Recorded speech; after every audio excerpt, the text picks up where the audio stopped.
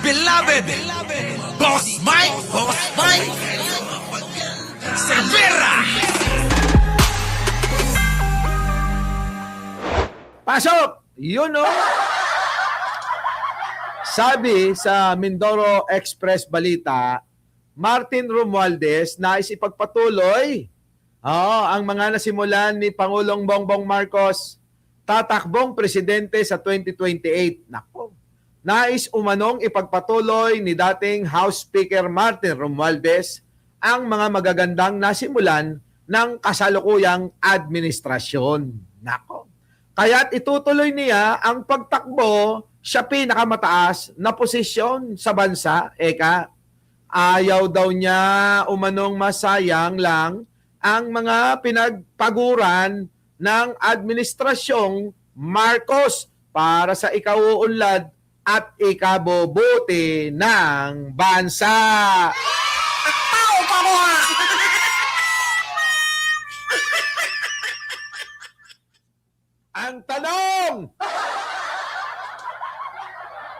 Ang tanong, mananalo ba yan, mga kababayan ko? Ha? Ang tanong, mananalo ba ito? Hindi pa nga niya nalilinis yung kanyang sarili, yung kanyang mga issue. Marami pang ganon. At saka mga kababayan, naku, di mananalo. Akala ko ba makamartin ka? Ngayon ito na nga, tatakbo ng presidente. Ayaw mo pang suportan, Jojo Chavez. Sabi rito, nako, di mananalo si Martin, kulang sa appeal. Paano magkakaroon ng appeal kung, gumaganon lang? Diba? Sabi naman ni Teresita Tan, wag muna, ayusin muna. Muna, Martin, ang mga akusasyon sa'yo. Tama! Sa dami, di ba? Sa dami. Di wow. Sabi naman dito ni Joey Salvaboro, Martin, di wow. Martin, wow naman. Ayan na, Marjorie, tabok-tabok, eto na yung idol mo, may nanalo na. Eka dito, mga kababayan ko, Yan, eto na, ano pa, ito. Hindi ako boboto sa Duterte, hindi rin dyan kay Martin, patunay lang na yung pagpapil niya nung early years, may intensyon siya talagang tumakbo. Nakaw! So, mga kababayan ko, tingin ko, Joby, clean your name first. Yun na nga! Kung lalo ka naman na, hindi ka naman nagpapaliwanag, hindi ka rin dumadalo sa mga hearing sa Blue Ribbon Committee, di wala talaga, di ba? Paano mo lilinisin yan kung si Takero at saka si Mima lang nagtatanggol sa'yo? Di ba? Wala. Oo, malaking bagay yan. Si Mima at saka si Takero. Pero, kulang kasi. Ikaw mismo dapat ang magpaliwanag sa mga inaakusa sa'yo. Hindi yung para kang si Bato, nagtatago ka Diba? Ngayon, anong pagkakaiba ni Martin kay Bato? Di parehas silang dalawa. Diba? Para bang, mga kababayan para bang merong kinatatakutan na mga maitanong sa kanila at hindi nila masagot. May vested interest pala, kaya panay sama kay PBBM dati. Nako! Anong lilinisin kung wala namang ebidensya? Sabi hindi ko iboboto yan. Ginawang pangalan lang. Pangalan, last name ko. Sabi naman ni Joby dito, Irene Marcos Araneta. Kung sino i-endorse ni PBM, doon ako. Yun! Buti pa yun. Magaling din to si Alicia Duran. Iyon yung hinihintay ng Diskaya po, Boss Mike. Maabsuelto sila. Manako. Lina Sulat. Good morning po. Yan, mga kababayan ko. Sabi ni Michelle Reyes, basta pag walang Marcos, natatakbo, hindi kami boboto, wala naman kami. Talaga ba? Oo, sabi rito, Irene Marcos Araneta for President. May nangangampanya na. Kung nais ng Pangulo, may pagpatuloy yung magandang ginawa niya sa Pilipinas, endorse a new face. Wag na yang mga proven corrupt official. Nako! Alam nyo, mga kababayan ko, sabi ko sa inyo, iba-iba tayo ng pananaw Oo. Iba-iba tayo ng pananaw. Parehong bato. Oo, isang batong buhay, isang batong buhay uli. Diba? Alaga 143, Irene Santiago nandyan na. Maka rin to, Irene Araneta, sinabi syempre, si Martin Romualdez to. Martin ang dapat maging presidente. Mababait, masisipag, at higit sa lahat, hindi korap. Narinig ko na yan Narinig ko na yan tayo na. Parang si Sarah na. Eto na Wala nang malinis, Boss Mike. Totoo yan. Wala na. Sino pa? Kay Ma'am Risa ako, sabi naman ni Delia Libunaw. Pwede. Pinabayaan ni Martin ang Kongreso abusuhin ng kongresista, magnanakaw, hindi siya nararapat, hindi karapat dapat. Wala, Martin. Tigil mo na yung pangarap mo. Mukhang magiging kulelat ka lang Wag na. Basta Marcos pa rin, Sandro for President, Liz Bank. Nako. Hindi naman Marcos yan, si Tamba diba? Si Tio. Ito, ang haba na litanya. Sabi rito, hindi pa naman napapatunayan ang mga akusasyon kay Martin. Patunayan muna ng mga nagbibintang sa kanya. Wala pang choice sa kahit sino, basta huwag lang siya mga Duterte. Kaya lang nga kasi ang inihintay ng tao. Hindi yung hindi yung patunayan, kundi siya na mismo ang magpaliwanag. 'Di ba? Sa isang mahusay at magaling at kahanga-hanga na isang politiko, mas maganda yung wag ka nang maghintay na patunayan, kundi ikaw mismo ang magpatunay sa sarili mo na. Gano'n na. Yan, ang ganda ng mga discussion na ganito, na. Marcos ako, pero di kasali, si Babalina. sabi ni Bambina, Trillanes or Lacson lang malinis. Patay, eto naman si Alexander Perez, kung sino ang inaakala ni PBBM na makakapagpatuloy sa kanyang mga ginawang proyekto, doon dapat! Yes, sabi naman dito, si Basti daw, tatakbong presidente, di silang dalawa maglaban. Sigurado na, mananalo na dyan si Risa, no? Si Risa, mukhang tatakbo rin, mga kababayan ko, Magwawalis ka, sabi rito. Magwalis ka muna sa bakuran mo, Martin, masyadong makalat. Diba? Paano mapapatunayan? Hindi nagpapaliwanag yan si Martin. Diba? Labasan ng mga dilis, naka-live na si Boss Mike. Si official fireman. Ipakita nyo naman pagka dilis nyo dito. Yun, wala. Mga takot yung mga yan dito. Fireman, takot. Sabi rito ni Alicia, wala nang Duterte, tama na, kabobohan. Di ba? Ano yan? Ano sabi rito? May nakita ko, boboto lang ako pag tumakbo si Boss. Nako! Bayan, Pwede din si Sec Gibo and General Torre magtandem. Pwede.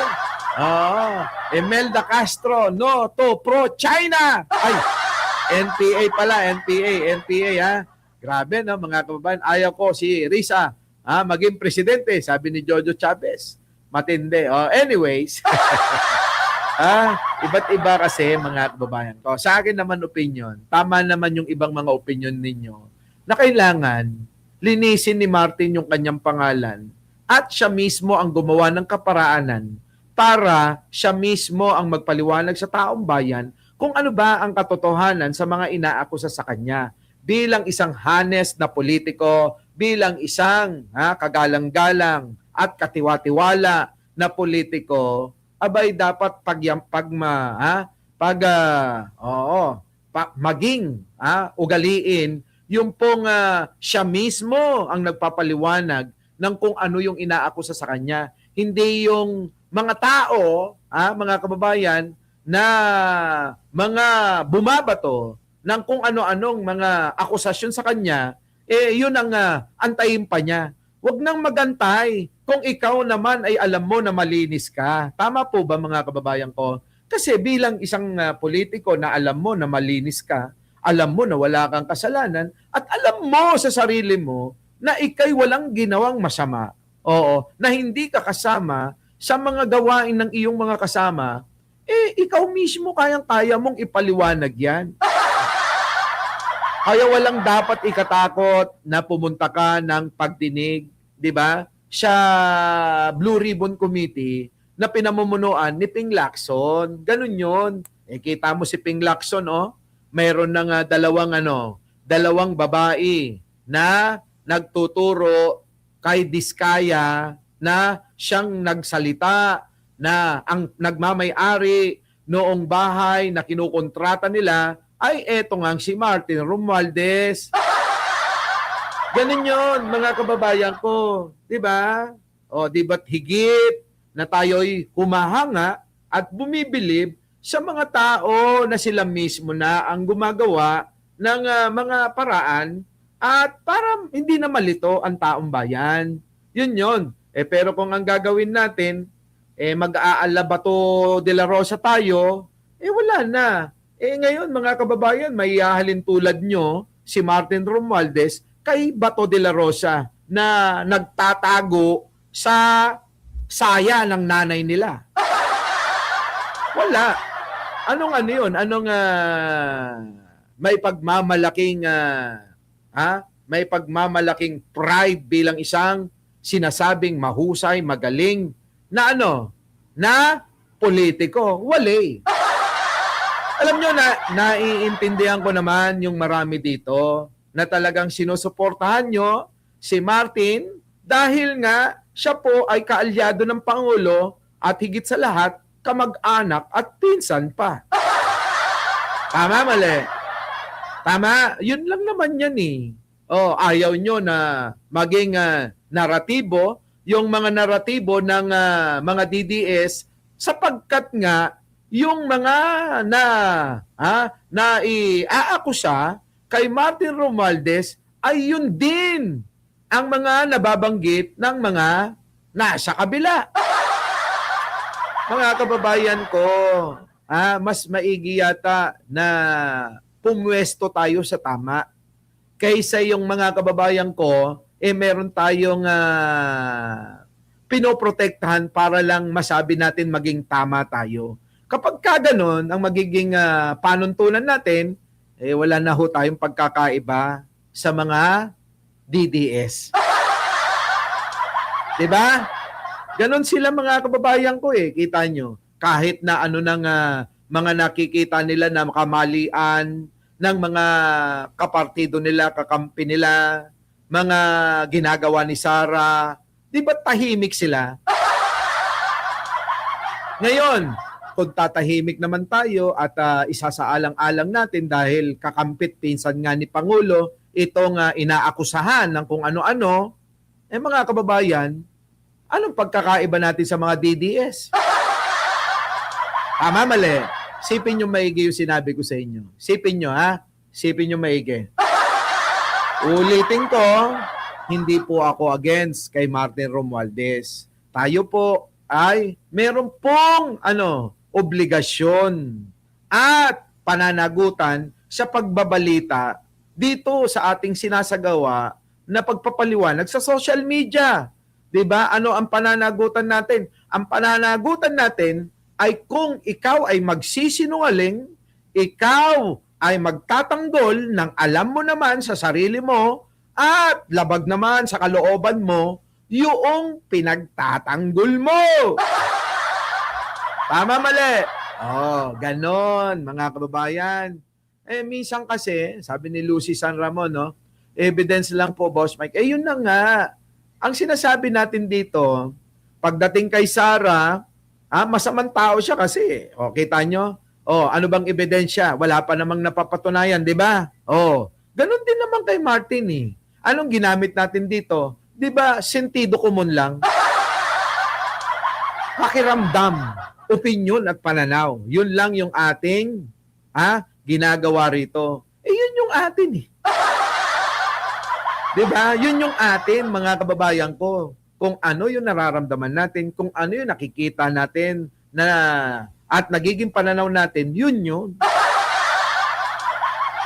Kasi mga kababayan ko, kung magiging ganyan tayo kay Martin na inaakusahan, hindi ho ako ang nag-aakusa, liliwanagin ko lang, kung hindi marami na sila, mga kababayan ko, tingin ko kailangan na natin na minsan tumingin sa lunti ang kulay sa malayo at mag-isip ng kung ano ang po pwede na talaga nating unawain at isipin.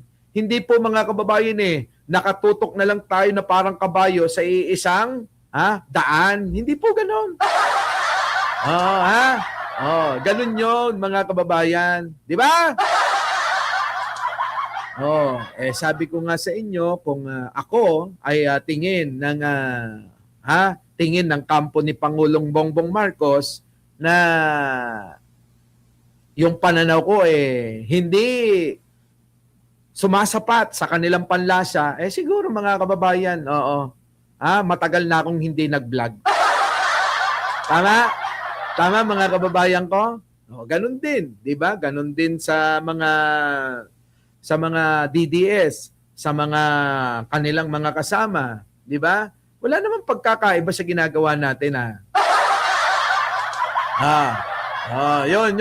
yun.